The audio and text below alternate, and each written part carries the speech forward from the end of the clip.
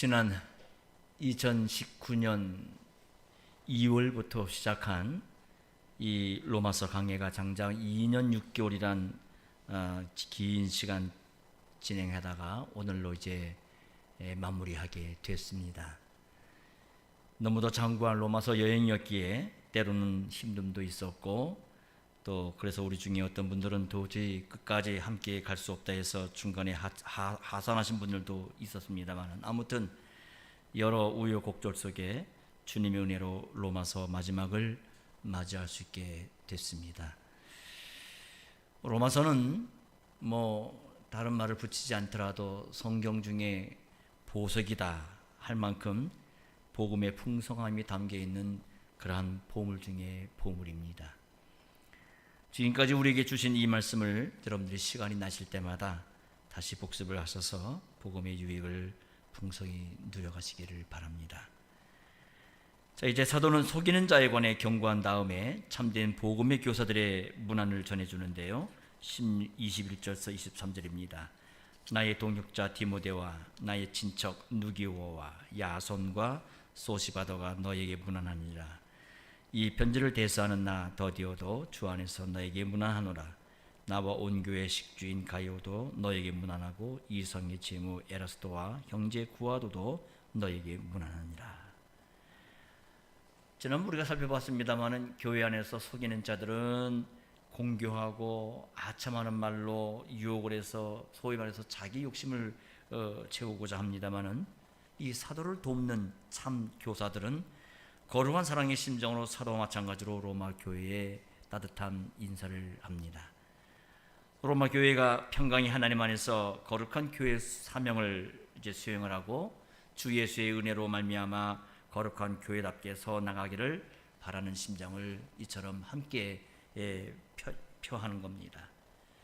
먼저 나의 동역자 디모데라는 인물이 나오죠. 이 디모데에 관해서는 여러분 다 잘 알고 계시기 때문에 더 부연 설명을 할 필요가 없을 줄로 압니다만은, 그가 바울 사도와 함께 이 복음 사역에 봉사하는 사람이라는 것을 가르쳐 줍니다. 디모데는 잘 알다시피 2차 선교 여행 때부터 사도와 함께 동행해서 복음 사역을 봉사를 했는데, 지금 이 로마서를 작성하던 시점에는 사도를 도와 3차 선교 여행을 마쳤던 상태입니다. 또 3차 선교 여행을 마친 후에는 사도가 예루살렘을 방문하는 일을 도와서 마게도냐와 아가야 지역 교회를 돌아보기도 한 인물이기도 합니다. 우리가 에베소 4장에 나오는 표현들이나 또 디모데 사역을 고려할 때 이처럼 그는 복음 전하는 자 가운데 한 사람이었다는 것을 다시 한번 확인할 수가 있는데요. 에베소 4장 11절 12절에 그가 혹은 사도로 혹은 선지자로 혹은 복음 전하는 자로 혹은 목사와 교사로 주셨으니 이는 성도를 온전케 하며 봉사일을 하게 하며 그리스도의 몸을 세우려 하심이라. 주님께서 어느 지역에 그 교회를 세우실 때는 성도를 온전케 해서 각각의 봉사일을 해 그리스도의 몸을 세우고자 하시려고 특별히 이 지역마다 말씀 사역자를 교회에 선물로 내려주십니다. 이 말씀 사역자로서는 여기 나와 있듯이 사도, 또 선지자, 또 복음 전하는 자, 목사와 교사가 있습니다. 이 중에 이 디모데는 이 복음 전하는 자였던 것 같이 보이는데요. 우리는 여기서 각 직분에 대한 구분을 좀 이해하고 넘어갈 필요가 있겠습니다. 먼저 사도와 선지자는 신약 교회가 출범할 때에 교회의 터로 세우신 특별한 직분입니다. 사도와 선지자가 떠난 이후에 주님은 목사와 교사를 교회 강단에 세워서 이 사도의 전승, 곧 그리스도의 복음을 전하게 하셨습니다. 목사는 사도와 마찬가지로 그리스도의 복음을 전해서 성도를 온전케 함으로 그리스도의 몸을 세워나가는 직분입니다마는, 그러나 교회의 터가 되는 사도나 선지자와는 달리 부름받은 각 지역 교회에서 주로 봉사하게 됩니다. 그래서 개혁교회에서 목사는 각 지역 교회의 회원으로서 자기 일을 감당하게 되는 겁니다. 또한 사도의 전한 말씀은 그리스도의 계시로서 만대의 교회에게 믿음과 생활의 준칙이고 최고의 권위를 갖게 됩니다. 그렇지만 그에 반해 목사의 강설은 사도의 전성을 전해주므로 하나님의 말씀으로 쓰임을 받게 되는 겁니다. 여기서 이제 사도직의 계승이라는 것이 이제 발생하게 되는데요. 이 사도직의 계승이라는 것은 지금 로마 교회가 말하는 로마 교황이 사도직을 계승해 주는 게 아니라 사도의 전승, 곧 그리스도의 복음을 전하는 일로서 사도직이 계승이 되는 겁니다. 그처럼 목사가 그리스도의 복음을 제대로 바르게 전하지 아니하면 그의 강설은 미안하지만 하나님의 말씀이 될 수가 없습니다.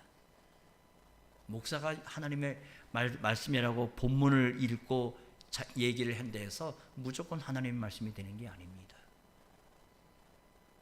마찬가지로 목사는 사도와 달리 성경을 주의하는 데에 오류와 약점을 가질 수가 있습니다. 그렇지만 사도의 말씀은 그리스도의 계시로서 오류가 전혀 없습니다. 이제 마지막으로 복음 전하는 자가 있는데요. 이들은 사도를 대리해서 사도처럼 여러 교회를 돌보았던 그런 분들입니다. 디모데를 비롯해 우리가 잘 아는 사도행전을 또 누가복음을 썼던 누가 선생이나 또 디도 선생이 이 복음 전하는 자들로 우리가 보입니다. 어쩌면 예수님께서 12제자 외에 70인 문도를 세우지 않습니까? 파송하신 이 70인의 제자들도 아마 이런 분들이라고 우리가 이해할 수가 있겠습니다. 이처럼 복음 전하는 자라는 이들은 사도를 대리한다는 점에서 사도와 선지자와 같이 신약 교회의 출범과 관련해 한시적 직분이다, 이렇게 보아야 할 것입니다. 지금도 유지되는 게 아니라 이건 한시적 직분이다 하는 겁니다.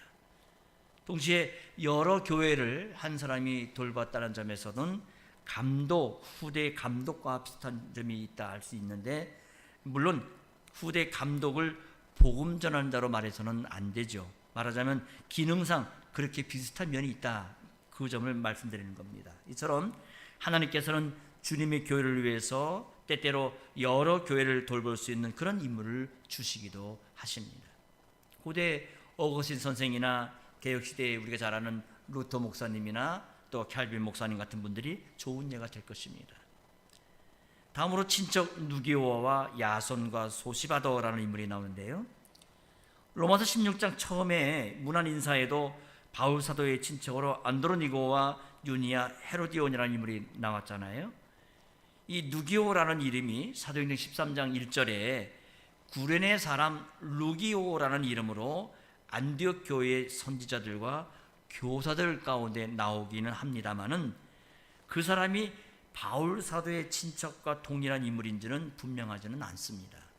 혹자는 누기오라는 인물이 누가를 가리킨다라고 주장하는 사람도 있지만은 역시 단정할 수는 없습니다. 또 야손이라는 인물은 사도행전 17장에 주로 나오는 인물인데, 이 야손이라는 이름은 당시 유대인들 가운데 가장 흔한 이름이 야손이라는 이름이에요. 이 야손이라는 이름에서 나오는 그 파생된 이름이 예수와, 헬라어로 말하면 예수스, 곧 예수가 됩니다. 그러니까 야손과 예수, 여호수와 같은 말이에요. 바울 사도가 제2차 선교 여행 중에 이 데살로니가에 가서 새 안식일에 이제 유대인의 회당에서 복음을 전하니까 경건한 헬라인이 많고 또 적지 않은 규부인들이 이 바울 사도의 권함을 받고 전도를 받고 예수 믿는 사람으로 이제 들어오게 됩니다. 그때 그런 모습을 본 유대인들이 시기심일 발동을 해서 이 야손의 집에 쳐들어가서 야손을 끌고 읍장에 끌고 들어가서 고소를 하죠. 이때 읍장은 보석금을 받고 야손과 함께 고소된 사람들을 이제 풀어주는 일이 나오는데요. 또 소시바더는 사도행전 20장에 나오는 베레아 사람 소시바더라는 인물로 보여지는데, 바울 사도가 에베소 사역을 잘 마쳤는데 그곳에 우리가 잘 아는 이 데메드리오라는 이 은색장이가 있지 않습니까? 그러니까 우상을 만드는 사람, 그 사람이 소유를 일으켜서 큰 고초를 겪을 뻔하였습니다. 그 후에 사도는 이제 에베소를 떠나서 마게도니아로 가고 석 달을 헬라 지역의 교회를 쭉 살펴보게 돼요. 그런 다음에 사도가 계획한 대로 예루살렘을 방문하려고 배를 타고 수리아로 가려 하는데, 그때 이제 에베소가 있는 아시아도까지 여러 사람을 대동합니다. 거기에 이 소시바더라는 인물이 나오는데, 사도행전 20장 4절에 이 사람 이름이 나옵니다. 사도행전 20장 4절에 아시아까지 함께 가는 자는 베레아 사람 부로의 아들 소바더와 데살로니가 사람 아리스도다고와 세군도와 더베 사람 가이오와 및 디모데와 아사 사람 두기오와 드로비모라 그랬습니다. 여기 사도행전 20장에서는 소시바더를 베레아 사람 부로의 아들 소바더 이렇게 나와 있는데요. 소바더라는 말은 이름의 축약형이에요. 가령 이제 제 영어 이름이 제임스인데 제임스를 축약을 하면 짐 이렇게 부르기도 하고, 또 토마스를 축약해서 탐 이렇게 부르기도 하듯이 친근하게 부르는 이름인 셈입니다. 다음으로 사도의 로마서를 대필해주는 더디오라는 사람이 문안을 하는데, 그 더디오는 나 더디오 이렇게 자기를 표현합니다. 고대에는 이 필경사라는 직업을 가진 사람들이 있었어요. 그래서 이 필경사를 불러놓고 구술하는 방식으로 편지를 쓰곤 했는데, 이건 사도 시대만이 아니라 어거스틴 시대도 마찬가지예요. 그래서 어거스틴이 설교할 때 그 교인 중에 좀 부유한 사람은 자기가 필경사를 돈으로 고용을 해요. 고용을 해서 예배 시간에 참여시켜가지고 그 어거스틴이 설교할 때 그것을 받아서 설교를 받아 쓰게끔 그렇게 하였습니다. 어거스틴 자신도 집필할 때 자기가 직접 쓰기도 했지만은 때때로는 실력 있는 필경사들을 구해서 구슬해서 받아쓰게 하고, 그러면 옆에 있는 또 다른 필경사들이 이 사람이 쓴 걸 보고 또 다시 베껴가지고 사본이라는 것을 만들어내기도 합니다. 지금 이 더디오도 사도 바울이 불러주는 내용을 충실하게 받아서 쓰고 있다가 사도를 돕는 동역자들이 나도 로마 교회 문안합니다, 나도 인사합니다, 나도 인사합니다 이렇게 문안할 때 자기도 거기에 참여해서 나도 로마 교회 문안합니다 이렇게 인사를 하는 거예요. 이처럼 사도의 동역자들이 사도와 같이 따뜻한 마음을 교회에 전달하는 것을 느낄 수가 있습니다. 이는 여기 주 안에서 사도가 이렇게 표현하는데요, 주 안에서 내가 문안한다는 표현에서 잘 드러나지 않아요? 실로 주 안에서, 이 말이 우리의 모든 걸 다 말해준다고 봐요. 이 주 안에서가 우리의 관계를 가장 건강하고 온전하게 만들어주는 신령한 울타리가 됩니다.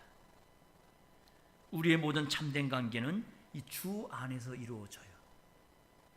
주 안에서 이루어지지 않는 모든 관계는 사실 다 허물어져야 될 그런 관계들이에요. 심지어 우리가 부부로서 또는 부모 자식 관계 또는 형제 자매로 맺는 관계를 할지라도 장차 주님 오실 때에는 이런 관계들이 다 사라질 겁니다. 주님 오실 때에는 지금은 우리가 여보 당신 하면서 부부로 지내고 또 형, 누나, 오빠 이렇게 가족 관계로 지내지만 예수님 오신 이후에는 그런 관계가 다 사라져 버린단 말이에요. 오직 주 안에서 맺는 관계만 존속이 될 것입니다. 그만큼 주 안에서 맺는 관계는 고귀하고 거룩하고 굉장히 뛰어나요. 지상에서 맺는, 인생에 맺는 그 어떤 정당한 관계보다도 비할 수 없이 중요한 게 주 안에서 관계예요. 모든 정당한 관계는 주 안에서 맺는 이 관계를 위해서 있는 겁니다.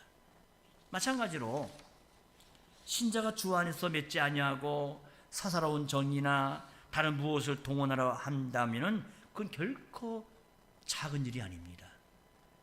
인간의 정의나 의로서 관계를 맺고자 하면 이 세상에서는 사람들이 박수치고 저 좋다라고 그렇게 좋아할지 몰라도 주 안에서는 책망받는 일이에요.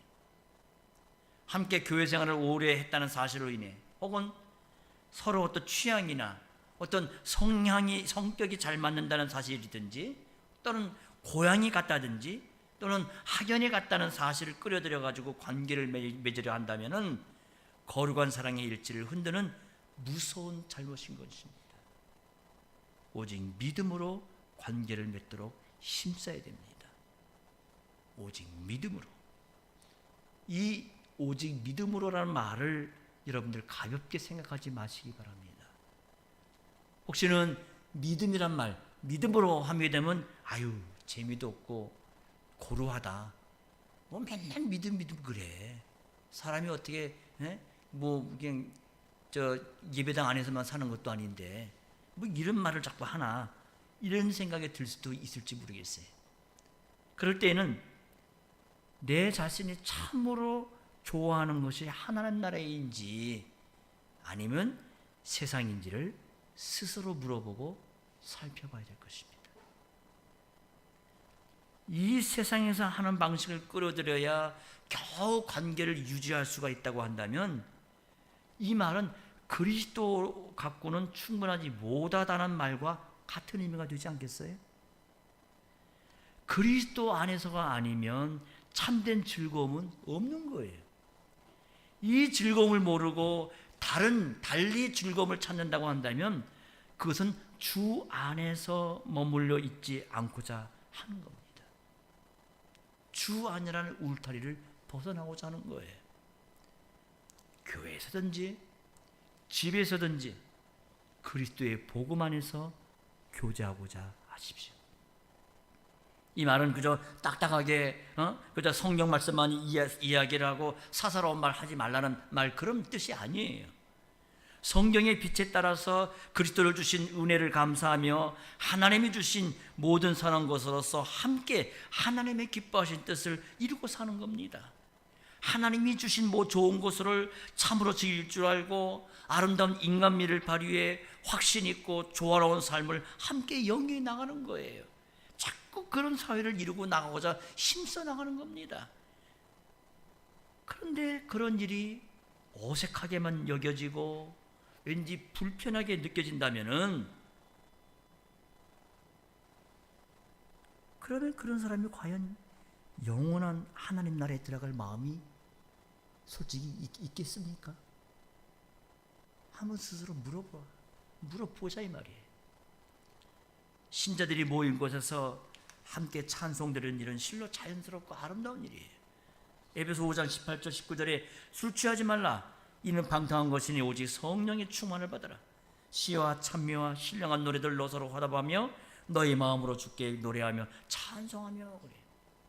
신자들이 모였는데 함께 찬송드리고 함께 기도하고 함께 말씀 나누는 일이 어색하고 그래서 불편하고 관계를 돈독하고자 세상에서 하는 방식인 누구를 비난하고 판단하는 방식을 끌어와야 한다고 한다면은 그건 성신의 충만한 상태라 말할 수가 결코 없을 것입니다.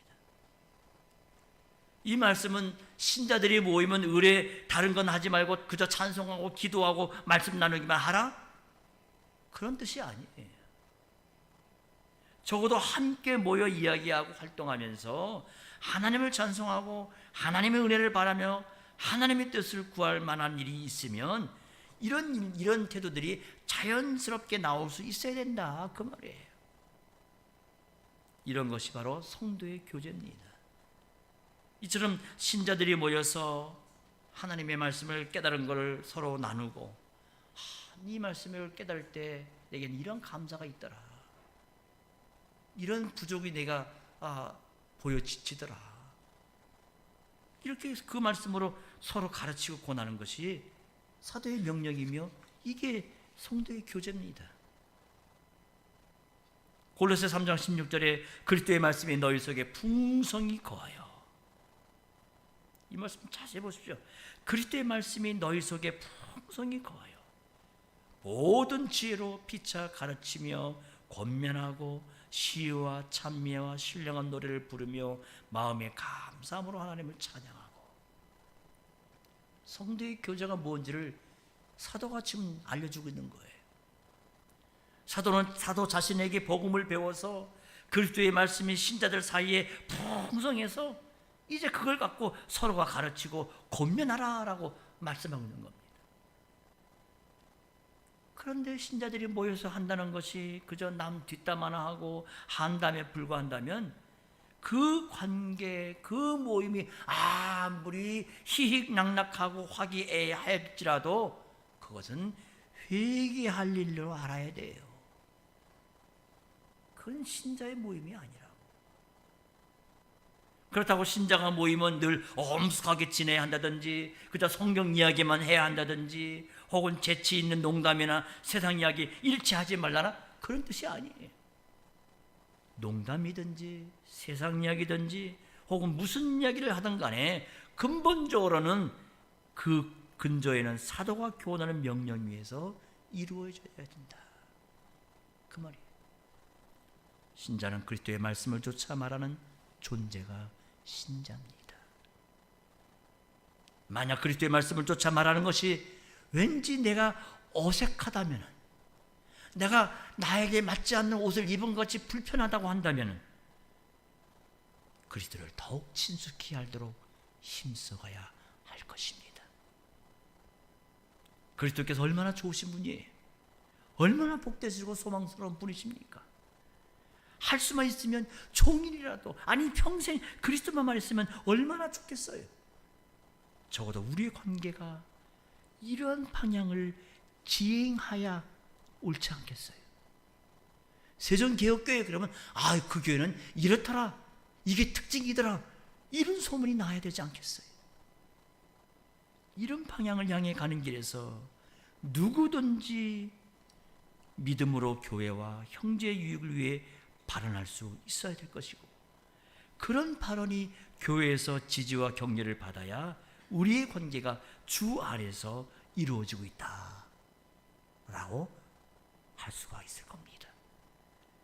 그렇지 않고 세상적인 방식으로 그저 관계를 끌어가고자 한다면은, 그래서 믿음으로 행하는 방식을 어색한 것으로 만들고자 한다면은 그건 회개할 일로 알아야 돼요. 이제 마지막으로 사도와 온 교회의 식주인 가이오의 문안이 나오는데요. 가이오는 사도가 고린도에서 세례 베푼 그 가이오 인물이 분명한 것으로 보입니다. 어쩌면 사도행전 18장 7절에 나오는 디도 유스도와 동일한 인물일 수도 있겠는데요. 사도행전 18장 7절에 거기서 옮겨 하나님을 공경하는 디도 유스도라 하는 사람의 집에 들어가니 그 집이 회당 옆이라 그랬어요. 아무튼 이 가이오가 바울 사도의 식주인이라 했는데, 이 말은 사도가 지금 이 서신을 쓰고 있는 동안에 가이오의 집에 머물러 있었다라는 뜻일 수도 있고, 게다가 그는 온 교회의 식주인이라고 그랬어요.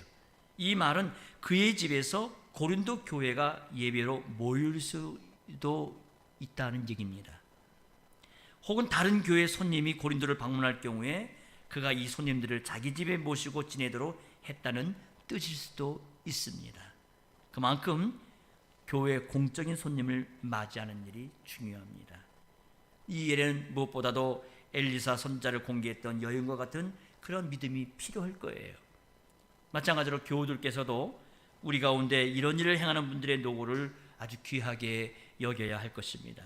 가령 성찬을 준비한다거나 혹은 노회 목사님들이 우리 교회에서 모임을 가질 때 이를 위해서 수고하는 분들이 있습니다. 이런 손길들의 노고를 귀하게 여겨야 할 것입니다. 마지막으로 이 성의 제무 에라스도와 형제 구아도의 문안이 나오는데요.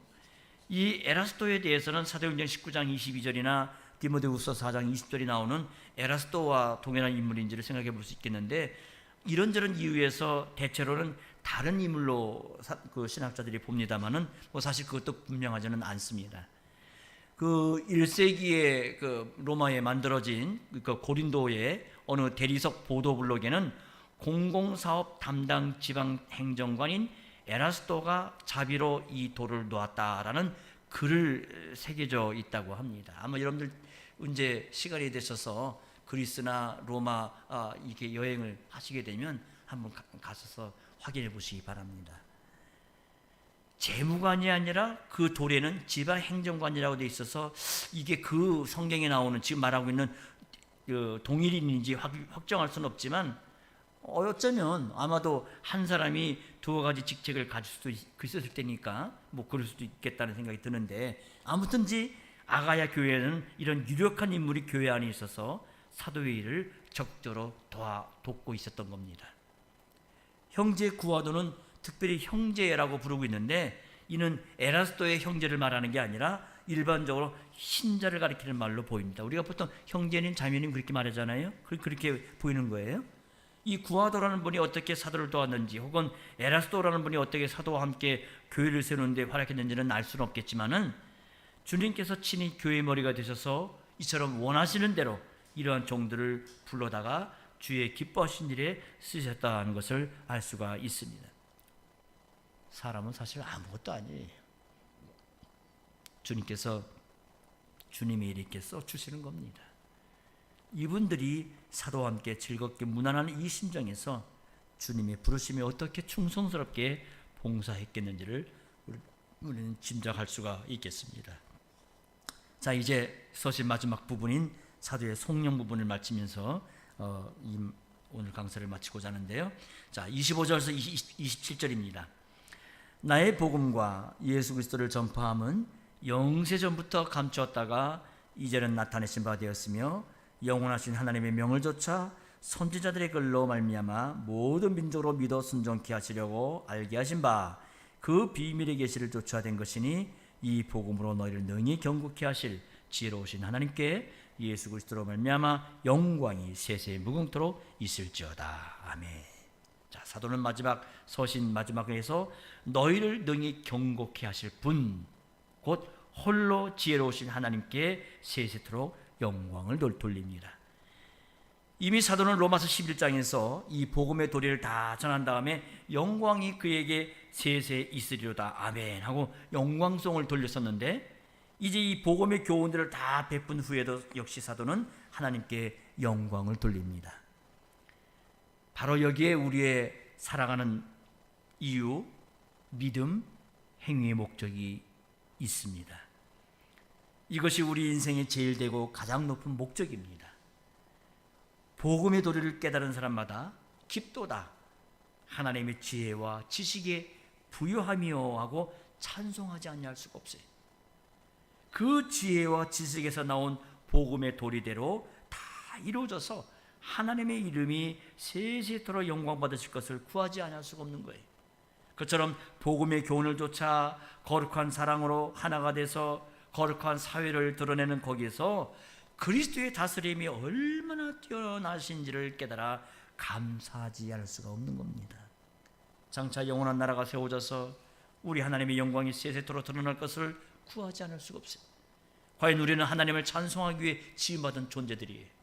우리는 예배에 참여해서 하나님의 영광을 찬송하기 위해서 우리가 엿새 동안 열심히 수고하고 숨쉬고 하나님의 뜻대로 거룩한 교회로 서서 살고 그리스도의 지체로 행해 하나님의 영광을 드러내기 위해서 살아가고 있는 겁니다. 하나님의 영광, 그리스도 안에서 우리 아버지와 하나님으로 자기를 계시해 주시고 성신으로 우리를 하나님의 자녀와 백성답게 선하게 하시는 그 하나님이 우리의 전부가 되시는 거예요. 사도는 이 성령에서 세세토록 영광 받으시는 하나님이 어떤 분이신지를 나의 복음과 예수 그리스도를 전한 설교를 통하여 너희를 능히 견고케 하실 분, 이 말로 교훈해 주고 있습니다. 같은 표현이 로마서 1장 11절에도 나오죠. 로마서 1장 11절입니다. 내가 너희 보기를 심히 원하는 것은 무슨 신령한 은사를 너에게 나눠주어 너희를 견고케 하려 함이니. 이 말씀은 바울 사도가 로마 교회를 방문하고자 하는 목적을 밝혀주는 내용인데요. 사도는 미리 로마서를 보내놓고 직접 로마 교회에 가서 복음을 전해 그 교회를 견고하게 하고자 합니다. 여기서 견고케 한다는 것은 로마 교회가 거룩한 교회답게 더욱 서서 머리 대신 이 주님의 명령을, 사명을 잘 감당하게 하고자 하는 거예요.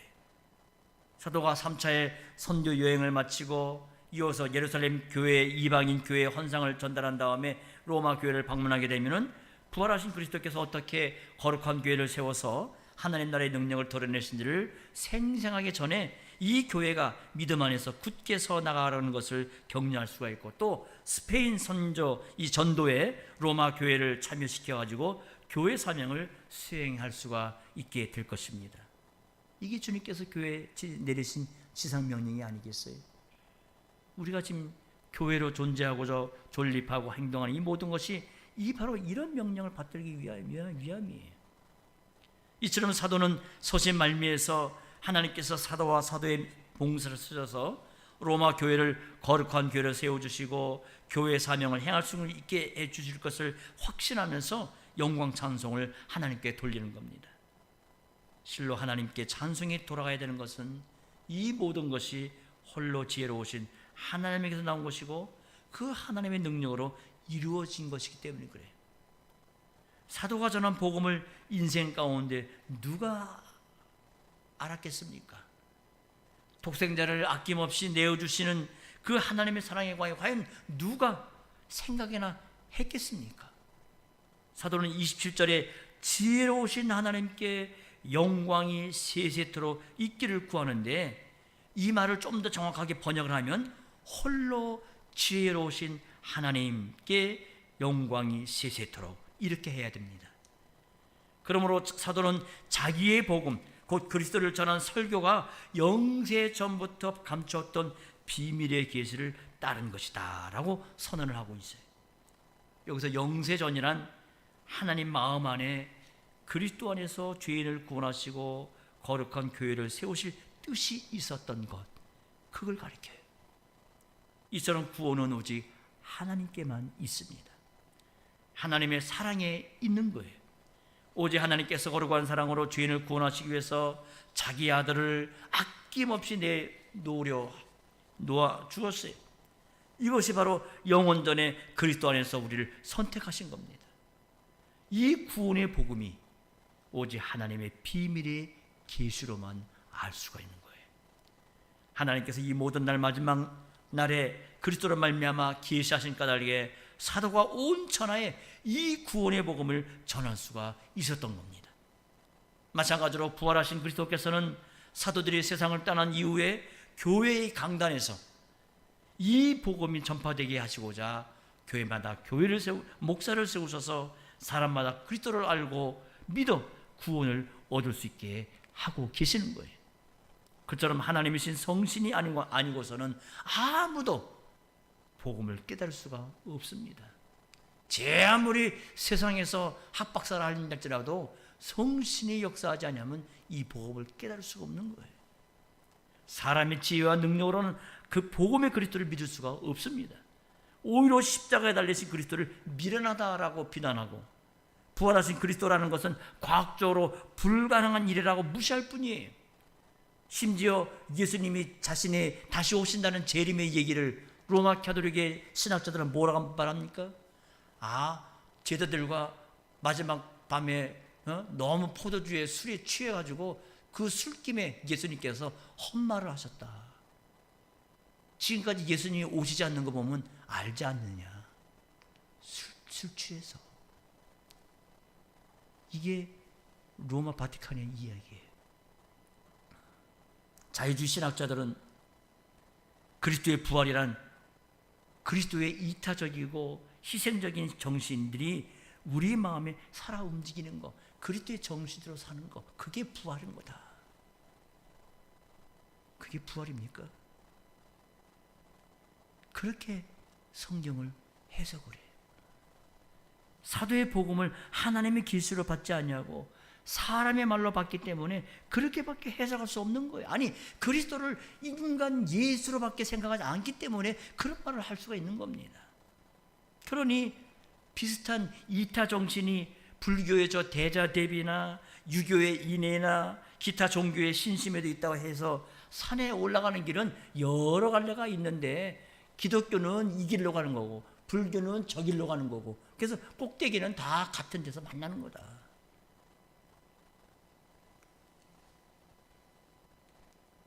그들에게는 한낱 사람에게서 나올 수 있는 그런 도덕적인 것밖에 없기 때문에 이런 말을 하는 거예요. 그러나 참된 믿음과 거기에 나오는 거룩한 사랑은 한낱 사람에게서 나오지를 아니합니다. 오직 그리스도의 영이신 성신에게서만 나와요. 또한 거룩한 교회의 존재라는 것은 하나님의 계시이신 그리스도의 부활이 아니면 설명될 수가 없어요.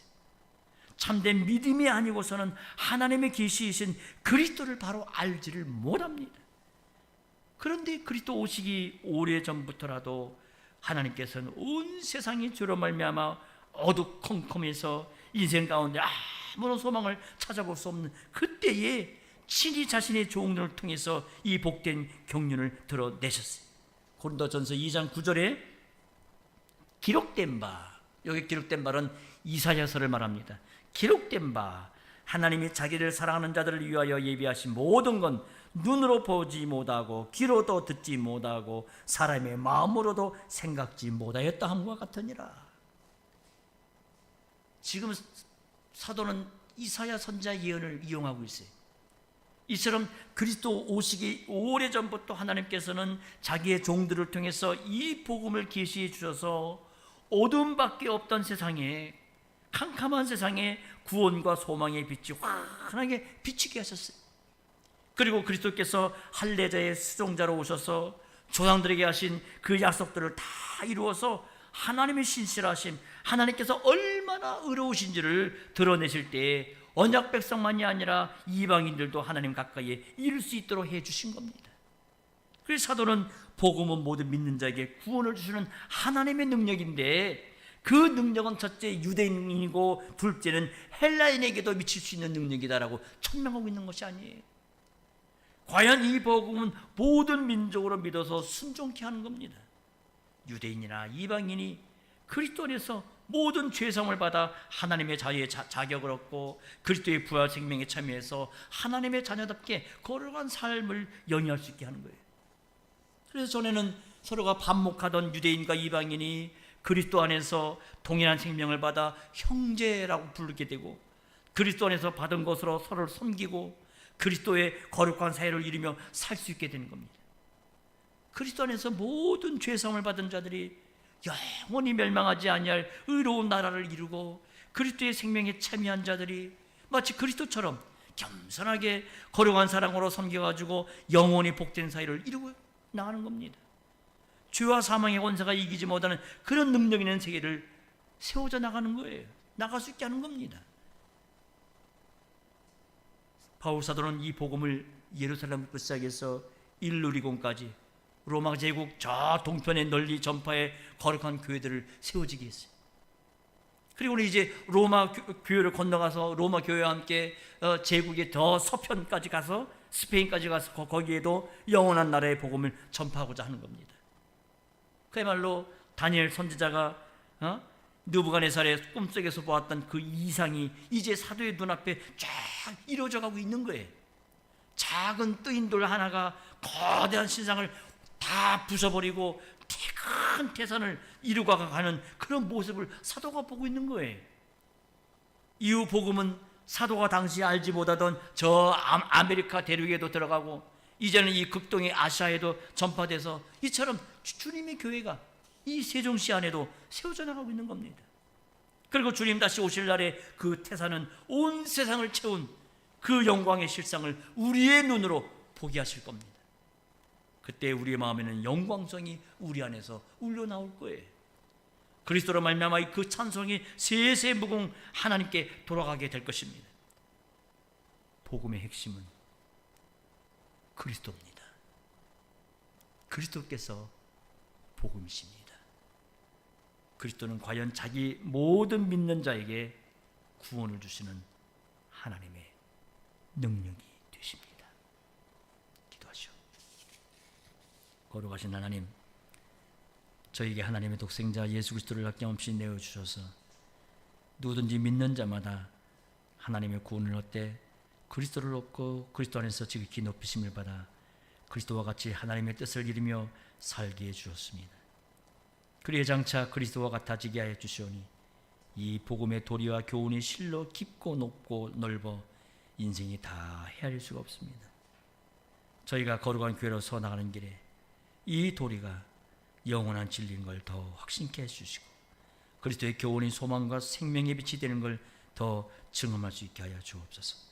그리스도 안에서 새로운 세계를 보게 하시고 그리스도 연합한 자신이 누구인지를 깨닫게 하셔서 주께서 보여주신 믿음의 길로 흔들림 없이 이 어둠의 시대 안에 걸어갈 수 있게 하여 주시옵시고, 근 2년 반 동안 이 교회에서 알려주시고 또 강사해 주신 이 로마서의 복음이 우리 안에 보석과 같이 빛나 우리의 평생을 밝혀주는 그러한 생명의 빛이 되게 하여 주시옵소서. 구주 예수님 이름으로 기도합니다. 아멘.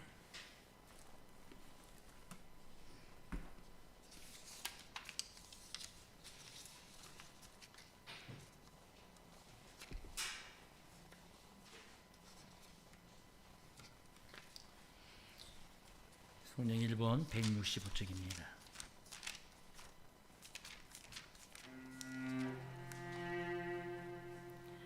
성부 성부 성자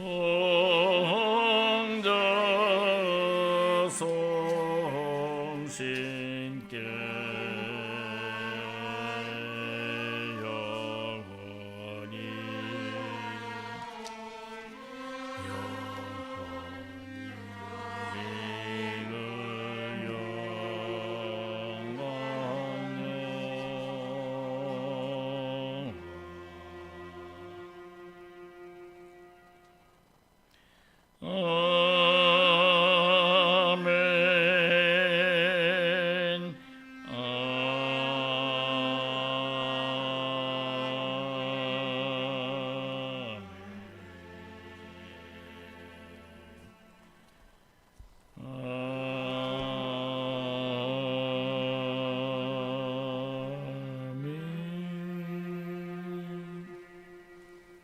지금은 우리를 죄에서 구속하신 성자 예수 그리스도의 구속의 은혜와 성부 하나님의 크신 사랑하심과 성신의 감동과 교제케 하시는 은혜가 이 교회 안에 항상 있게 하옵소서.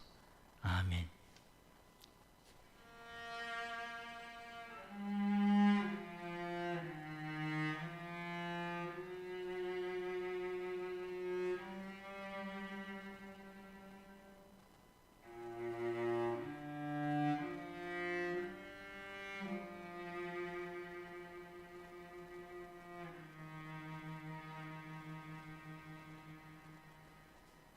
이상으로 은혜를 마쳤습니다.